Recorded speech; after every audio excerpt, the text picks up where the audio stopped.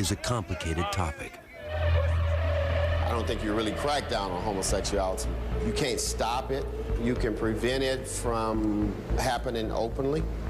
If the relationship is not causing a problem, generally we don't do anything with that. If they are not openly having sex, and I'm saying you can have a relationship that doesn't have sex involved. But Mason believes it's the lack of sex that leads to the unrest among inmates. That frustrates these dudes. It's not a man that I know from 8 to 80 right now that wakes up and don't have an erection in the morning time, because that's what happens. We're dealing with reality. So when a man wakes up, first thing comes to the man's mind, damn, I wish I was on the street. Damn, I miss my wife. But behind bars, sex can be a combustible concoction of desire, desperation, homophobia, and predatory behavior, especially at prisons as notorious as California's Pelican Bay.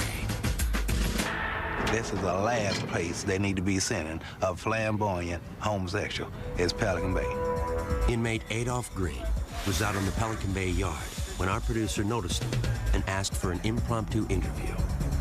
I'm flamboyant homosexual, the ones that prefer to try to fix themselves up like a girl. And we call each other girls. You understand? And some of the dudes around here, they call you girl, hey, come here, girl, and this and that. But then you have those that smile in your face and laugh at you behind your back. You walk around the track and you hear somebody call, look at that punk, that faggot. It's a bunch of disrespect day in and day out. Green told us that those who are open about their sexuality face retribution from other inmates. You have people that are undercover. You got people that are hiding in the closet, that's doing each other. But the minute they see somebody that's flamboyant, that's out, that they don't understand, then they have something against that. And to go through this here every day with a bunch of people telling you what you can and can't do, who you can live with and who you can't live with because of your sexual preference is wrong. Because half of the ones telling you not to do it are the ones that's doing it in the closet. And in this environment, sexual partners can turn into blood enemies in the blink of an eye. In here, you don't have no friends, I suppose. Because you can laugh and you can sit up and talk and play cards and dominoes and whatnot, but the minute something happens to you, they all go the other direction, leave you to die. And they got a lot of people up in here to call each other loved ones. I love you, I got love for you, you my homeboy. But the minute you do something that they don't like, they'll cut you. That's what Pelican Bay is about. But we've met many openly gay inmates who have little or no fear about being who they are. Yeah, they call me Amy. I chose that name, you know. I want to live my life as a girl. I've always felt like I was a girl. When we met Matthew Campbell, he was serving 12 years for armed robbery and assault at Kentucky State Penitentiary. But his troubles began much earlier. First time I went to jail was 15 years old. I burned the elementary school down. And it's pretty much downhill from there. And as an openly gay man, Campbell's time behind bars has had its challenges. Being gay in prison is really hard. I mean, it's hard enough to do time in here, but the fact that everybody knows that you're gay, it is constant pressure for, you know, sex. You have a lot of people here that, now that they're in prison, they resort to what they have to as far as sex. I have to say there's very few people here that are gay on the streets and gay in here as well. There's a lot of people that say they don't mess around, but then when they get you by themselves, it's like, hey, man, what's up? One of the things that struck me about Matthew was how comfortable he was in his own skin. I mean, here's an openly gay inmate in a southern prison, and he didn't have any problems with it. But when we went out to the yard to try and get some B-roll of Matthew playing backgammon, it became clear that a lot of the other inmates did have a problem with him being openly gay. Come on, shorty. Some people just were avoiding him, and he was actually calling out to them. Are you scared? And it wasn't until the cameras went away and we backed off a little bit that people were willing to come up and get involved in a game with him. In spite of the hardships, Campbell told our producer that prison has played an essential role in his life. If I hadn't came to prison, I would have probably ended up dead. Now my family knows I'm gay. You know, I told all them when I came here. So, you know, they all know what to expect from me now. And then, you know, it's like I told them, it's gonna be a different person. But before Campbell can prosper on the outside, he'll have to learn how to deal with perhaps his greatest temptation. And it has nothing to do with his sexuality. I'm fascinated with guns. You know, I find guns fascinating. And, you know, I get a gun in my hand, it's like, you know, it's trouble. Coming up on Lock Up Raw, Prison Love. We've been together about 2 years. I'm the wife. They're not only lovers, they're loan sharks. Mostly everybody in here has some type of hustle. And later, the unique complications of a wedding behind bars. You have the ring to put on your hand. Oh my God, the best ring. Get the wedding started.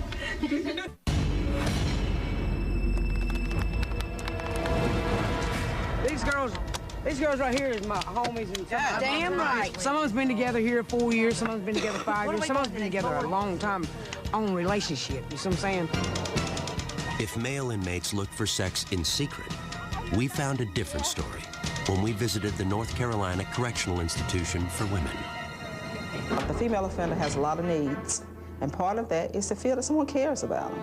And that has a lot to do with them bonding. Because a lot of women have been abused, when the first time that they see somebody they think they care about them, they run to it. They don't take time to see if that person's really good for them or not. As a result, the prison places strict limits on intimate relationships.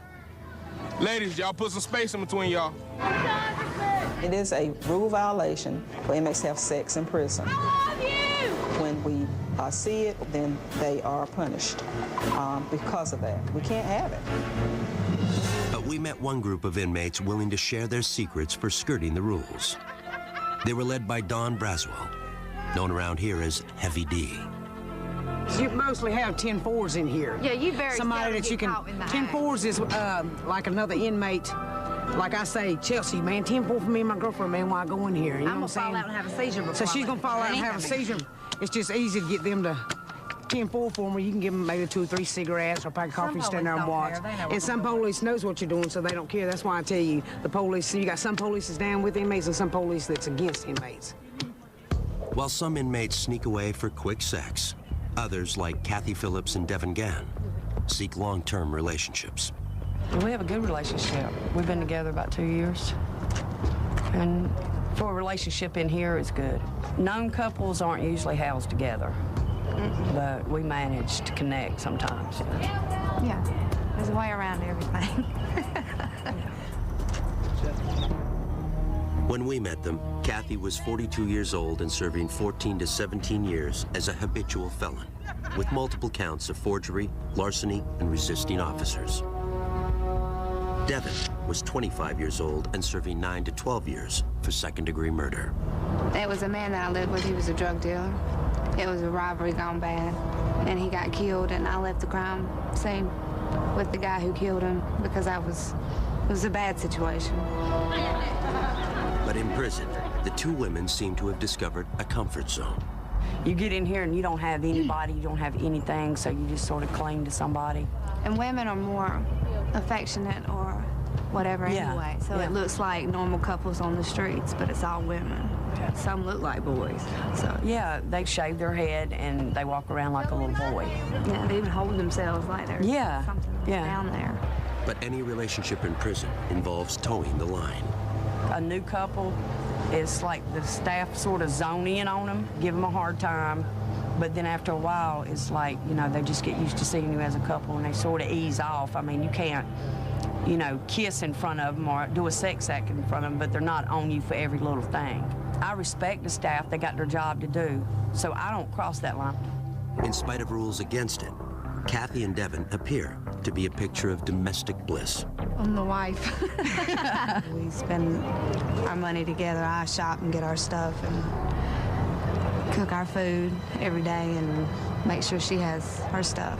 We do everything together, everything.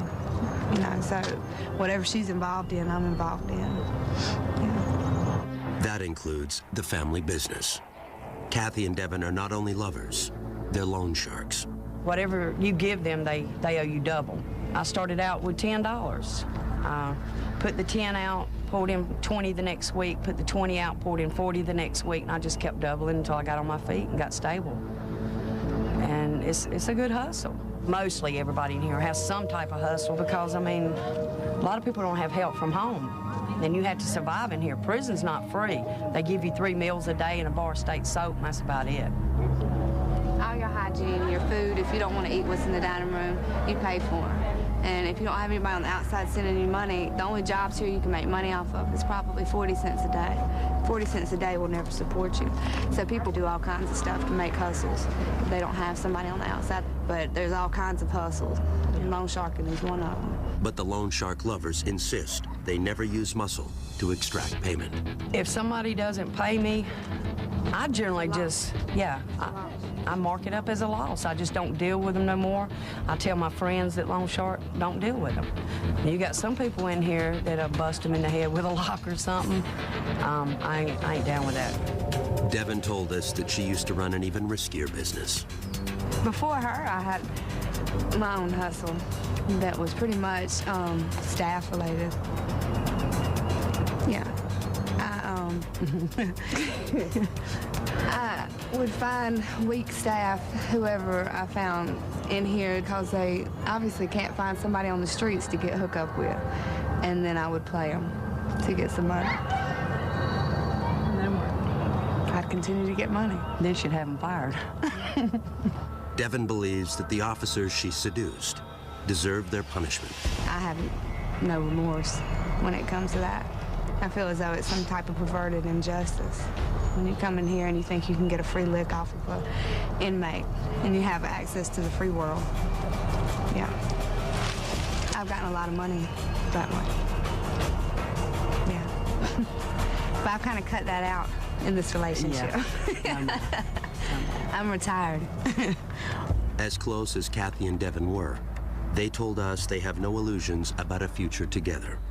We take it day by day. Yeah. There's no promises of forever or nothing like that. We're very realistic in our relationship. There's a lot of dreams and wishes, but we know that those aren't realistic. You know, You just enjoy today. Yeah.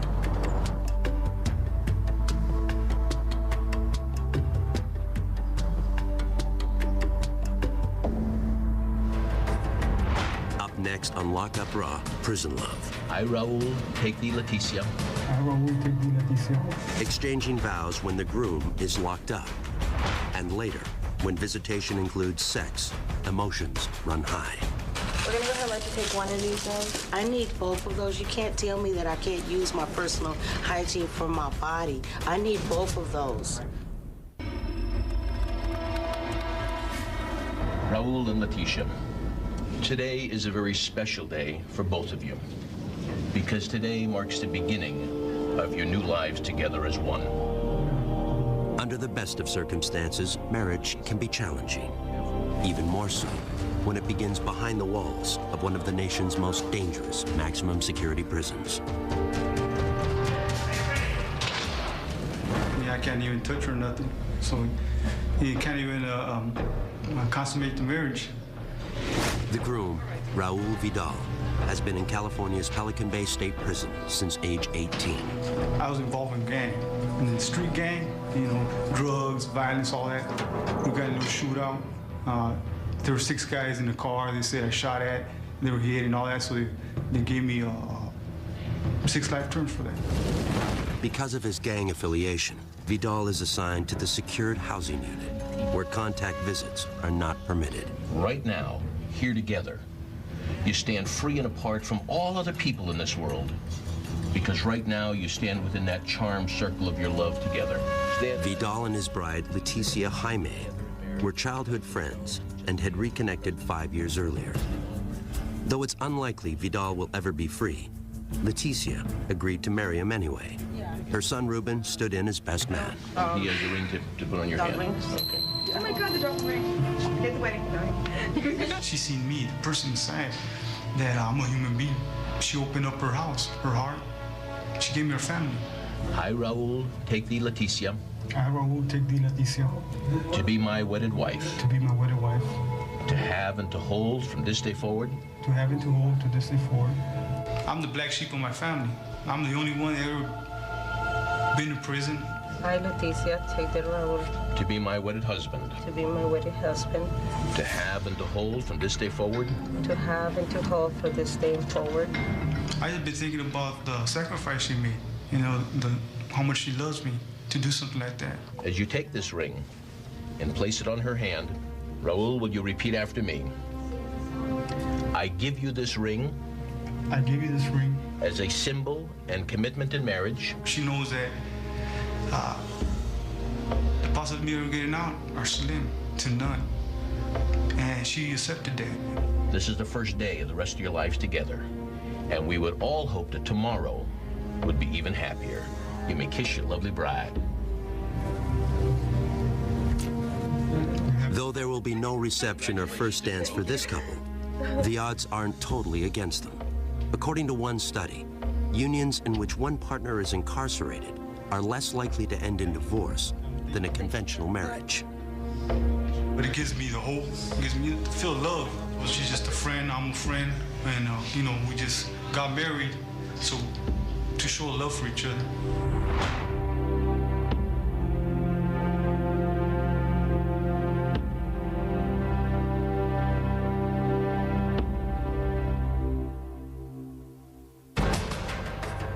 Next on Lock Up Raw, Prison Love. Just being cuddled up with a female makes you appreciate the little things in life. A rare night of physical intimacy for a convict and his wife. And later, I begin to hear people talk about, oh, she's got sentenced to death. She's gonna die for the crimes that she committed. identical twins divided by death row.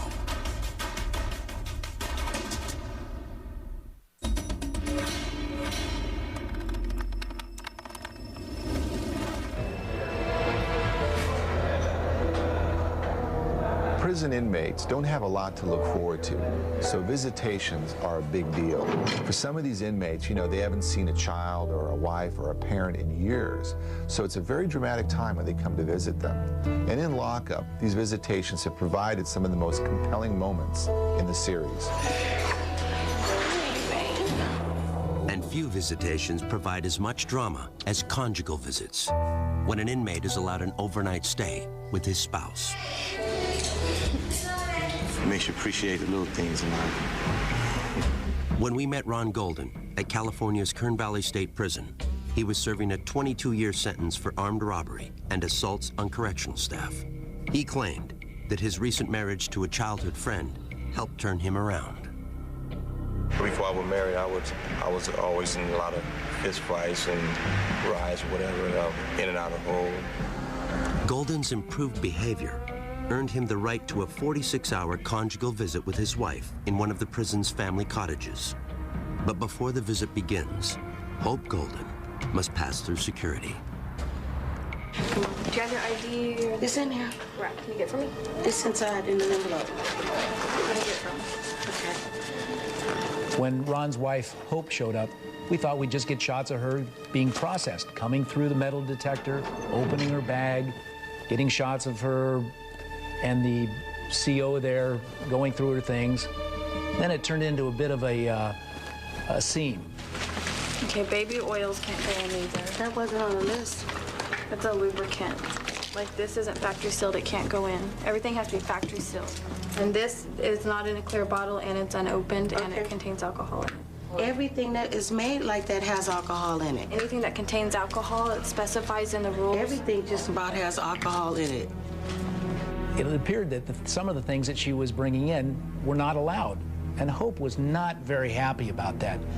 So as things were being pulled out of her bag, Hope started to get a little angry. We're gonna go ahead and let you take one of these then. I need both of those. You can't tell me that I can't use my personal hygiene for my body. I need both of those. Okay, I just talked to my supervisor and she said, Can I speak with her, please? Because you guys are going a little bit to the extreme.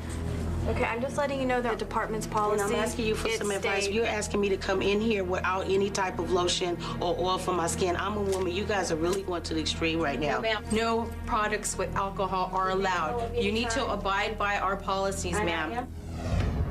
After coming dangerously close to being denied her visit, Hope is allowed to proceed to the prison's gated conjugal unit. There's good things and bad things that you have to go through to get here. Hope says the difficulties of a prison visit are worth it.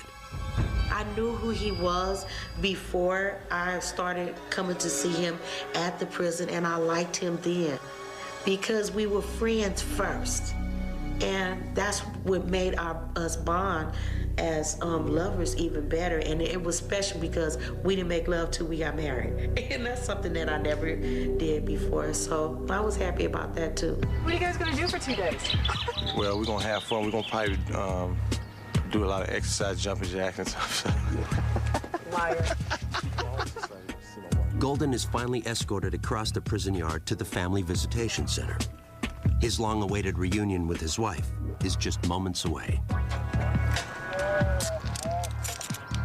I'm feeling marvelous, extremely excited.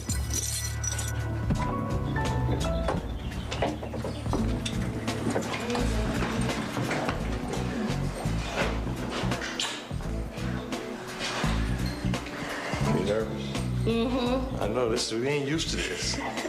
You know, sometimes when a camera is in the room, people are not going to act naturally. And Ron and Hope both knew that we would be there for the beginning of the conjugal visit, certainly not during any part of the conjugal visit. Oh, the crew was real nice, very pleasant.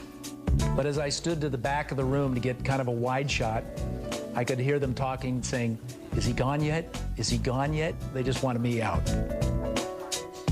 But visitation is also bittersweet. Our crew saw how much so at Indiana State Prison when the family of inmate Jerry Bonds arrived for their first visit in months. To be honest, I grew up with a two-parent, middle-class home. You know, my brother and, you know, my older brother, and they all graduated from college. You know, I just happened to just go down a wrong road with selling drugs and ripping around in the streets. Bonds is serving 85 years for robbing a liquor store and killing the owner. I had two daughters at the time, and my girlfriend at the time, she was pregnant with my son, so she was 2 months pregnant when I got locked up. That child, Bonds' son Eddie, was 8 when we shot at Indiana. Even though he had never lived with his father, Eddie was missing him nonetheless. He actually shot a person, and he didn't mean to, but when I see him again, I'm like,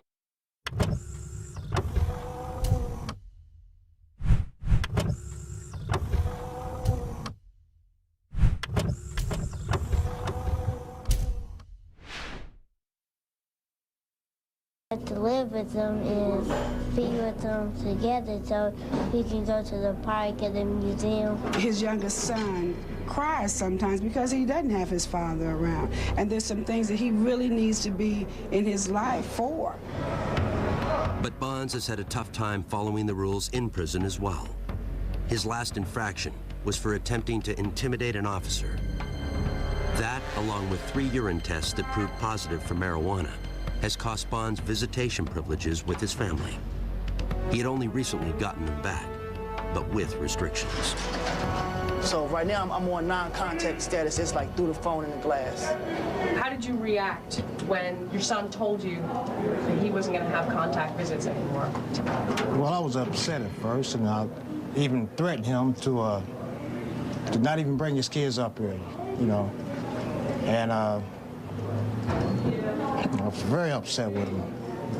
Matter of fact, I was so upset with him I couldn't think straight. Bonds acknowledged that his actions, both in and out of prison, don't set the best example for his children. And it's like, how can I tell you guys to be good and do good in school and stay out of trouble?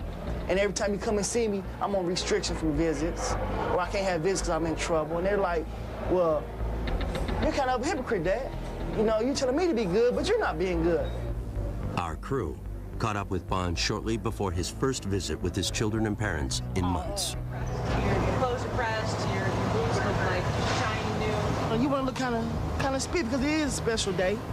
You know, because your family do come, they came from so far. It puts a smile on their face and see, okay, you are doing okay.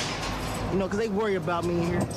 But first, Bonds would need to pass pre-visitation security measures, starting with his freshly pressed clothes.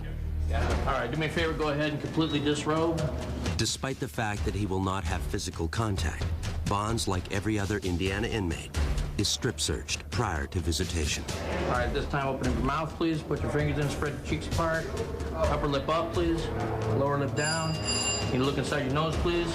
Authorities must ensure that inmates are not attempting to pass contraband to the outside.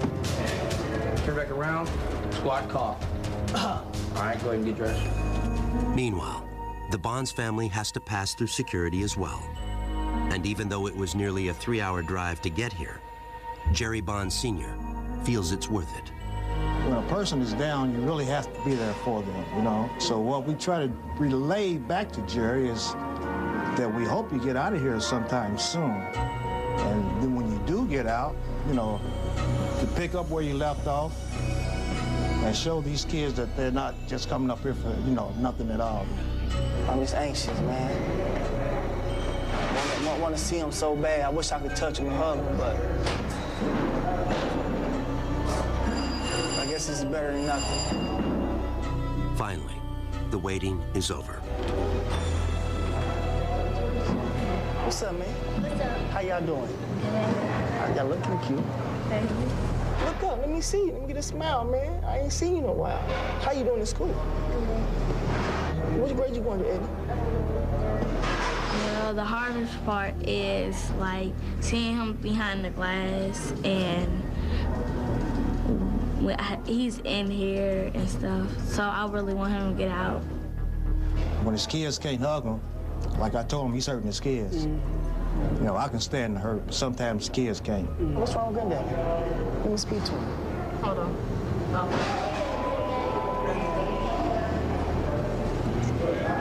What's going on, man? Hey, what's happening, Dad? How you doing? Staying strong? Yes, sir. Yes, sir. Hey, thanks for bringing him up for me, Dad, man. Well, I want to let him know that we love him no matter what, but make it easier on us when we come up here. We're in here with you. Don't make it to where we are locked up, being locked up. You know what I'm saying? Hey, I ever told you I loved you? I ever told you I loved you? I love you guys. And I'm sorry, okay? Would you guys forgive me?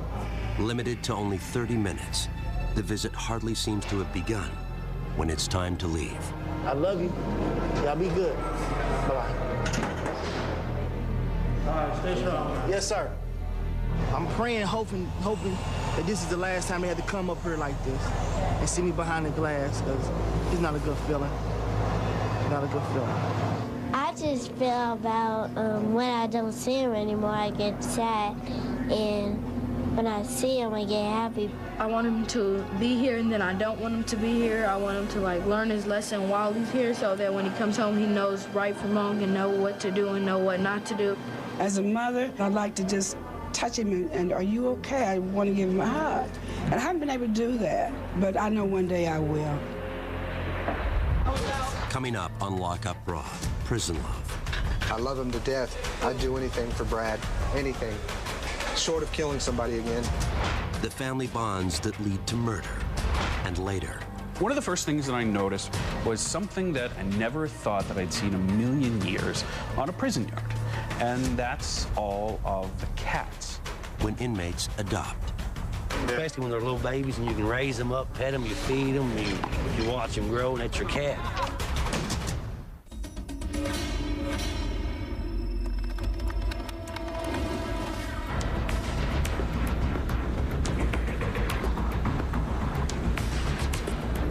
The bond one inmate might develop with another is often the only thing that helps them survive the bleak existence of a life behind bars. In some cases, those bonds have existed their entire lives. Over the years, lockup crews have discovered a surprising number of family members serving time together. But few have ever had to face the difficult circumstances that confronted Yvette and Doris Gay. Being on death row was like I needed to be with my sister. The identical twins, both convicted of murder for helping Yvette's former boyfriend carry out a triple homicide, were sent to the North Carolina Correctional Institution for Women. Doris got a life sentence. Yvette was condemned to die. She told us about her first day on death row. I began to hear hurls and insults when I first got in the gate, I began to hear people talk about, oh, she's got sentenced to death. Oh, she's gonna die for the crimes that she committed. Even though they were housed at the same prison, the women were prohibited from seeing one another. But occasionally, Doris would catch a fleeting glimpse of Yvette. And I would go by the chapel, and I see my sister. She'll be in the window, you know, and I walk by with a group of ladies, and everybody would say, well, Doris, here's your sister. And I said, God, there she is.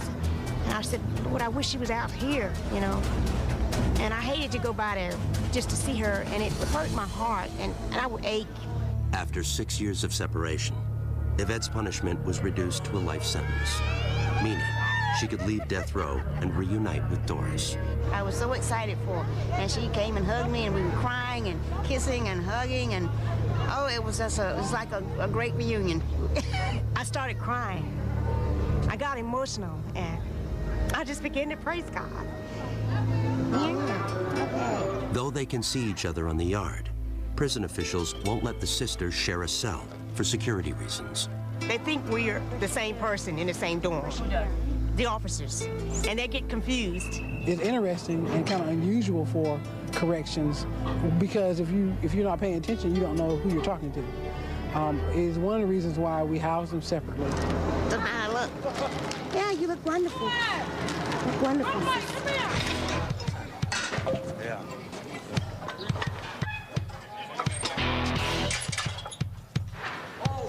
That's my only brother. We're really close, we're really tight. We eat together, we live together, we work together. Our visit to the Anamosa State Penitentiary in Iowa led us to another memorable pair of siblings, Michael and Brad Love, whose lifelong allegiance drove them to kill. Growing up, I wanted to be him. You know, he's almost 4 years older than me, you know, and I see him running around drinking and breaking into stuff and doing whatever he's doing, and I'm like, I'm gonna be like him. That's my big brother, that's my idol. And so, you know, I kind of followed in the same footsteps.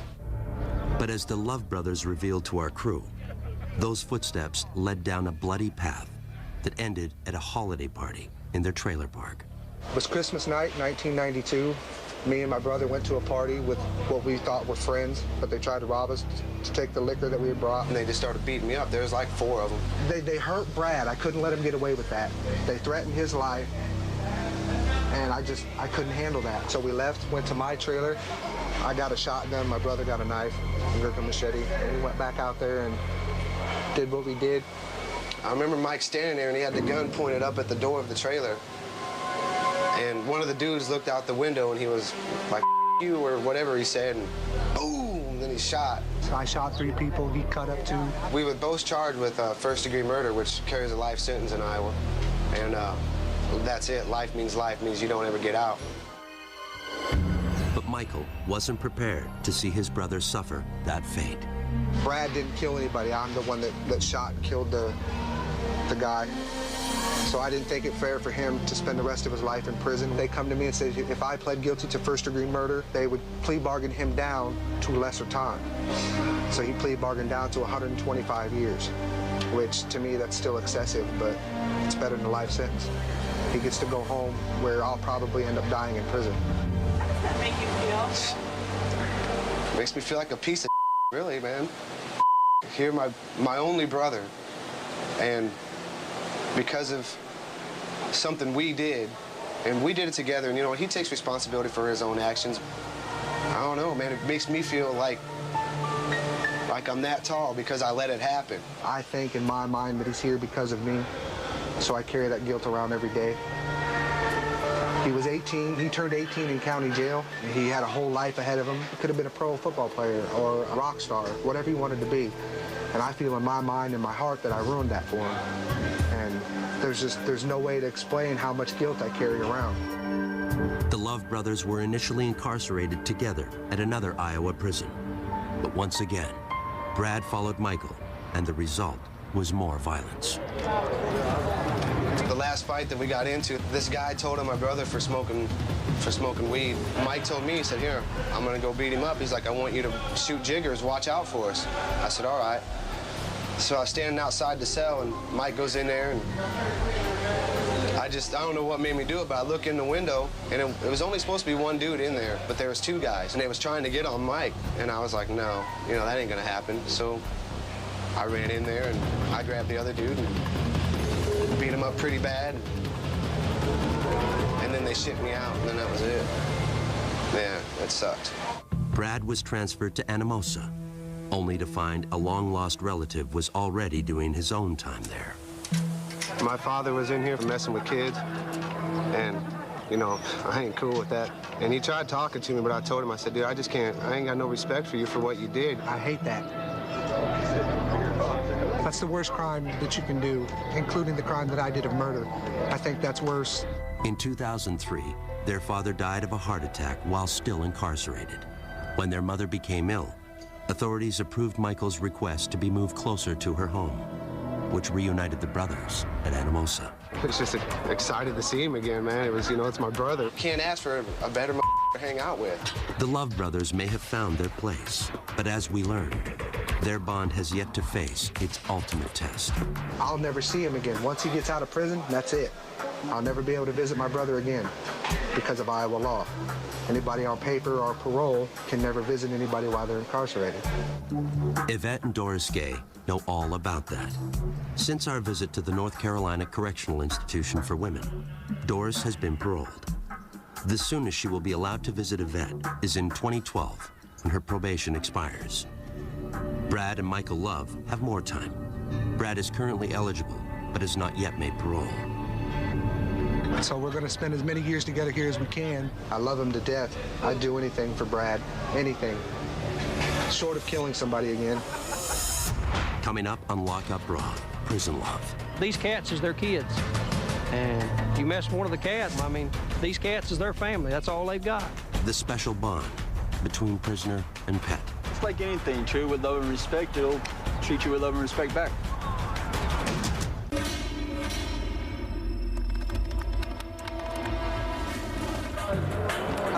The social center of almost every prison is the yard.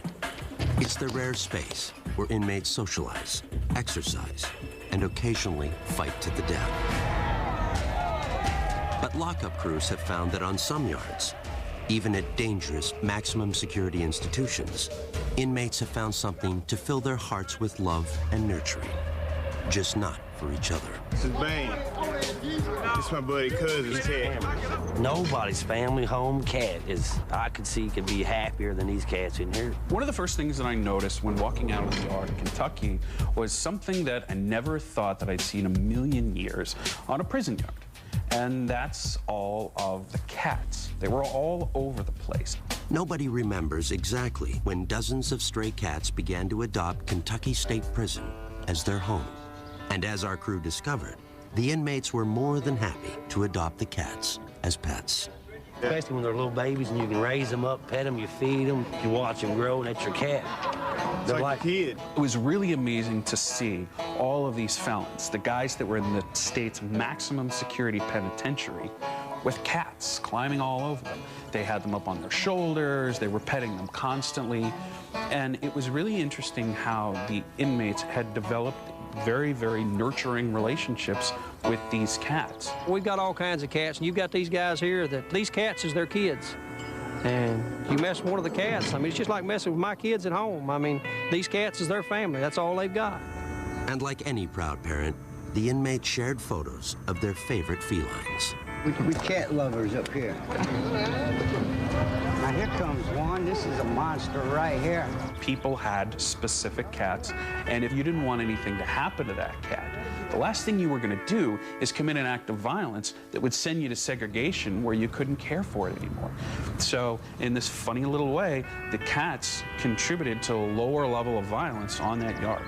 The vet comes once a month. You can buy dry food and medicine and toys and stuff like that. So guys work hard at their jobs to earn their money, and they'll spend it on. And sometimes their bet deal's 60, 70, 80 bucks, takes everything they've got. Come on. Just give me some room.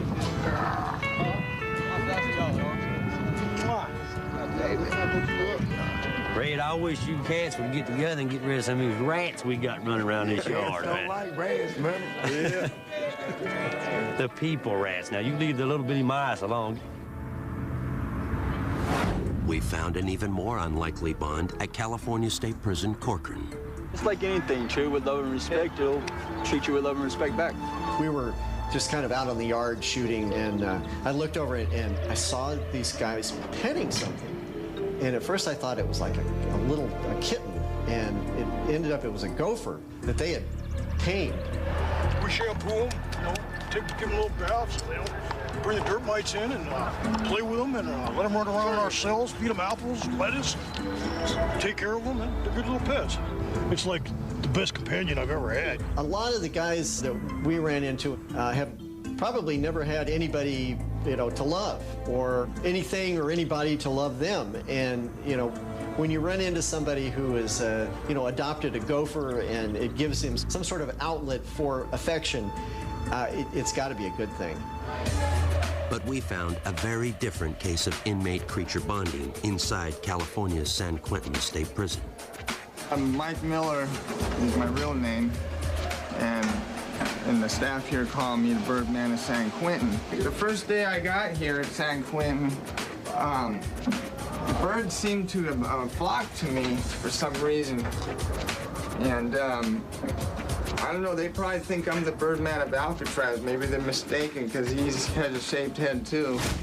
Miller was serving an 8-year sentence for burglary when he proudly showed us his cell, a virtual shrine to his winged friends.